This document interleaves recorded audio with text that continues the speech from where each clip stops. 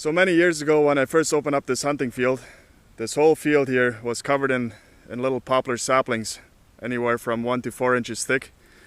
So what I did at the time was anything that was poplar, I just cut down, I piled it up and I burnt it. I left a whole bunch of pine and spruce trees standing. So this is about 11 years later.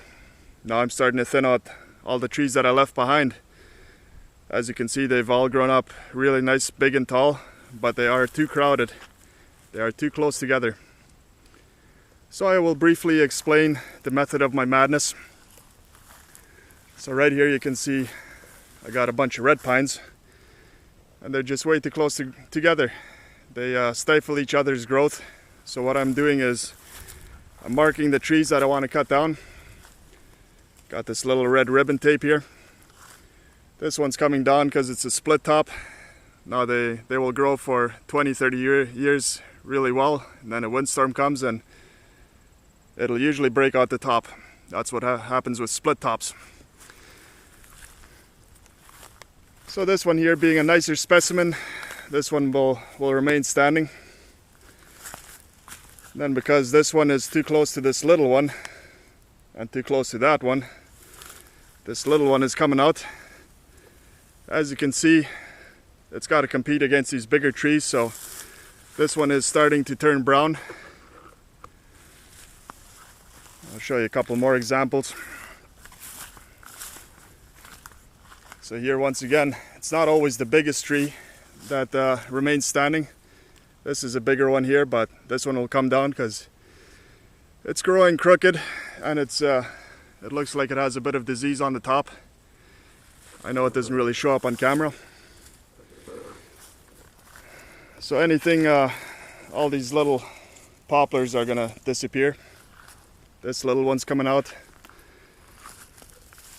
I had a couple of these trees, they were attacked by pine beetles, which this is sign of. I got a better example back here.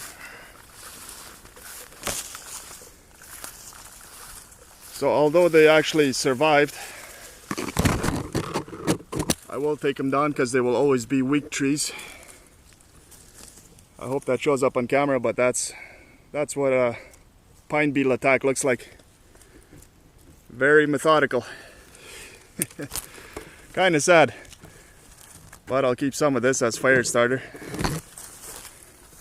Alright, I'll set you up, and if you want to stick around, watch me cut some tiny little trees, you can, but if not, you go find a better video to watch.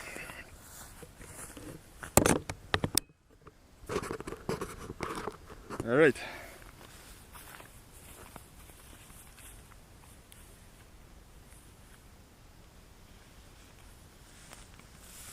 Oh yeah, I forgot to mention I got my Polaris here with the trailer, so everything I cut is going to be cut into smaller sections so I can toss it in the trailer and bring it over to my brush pile.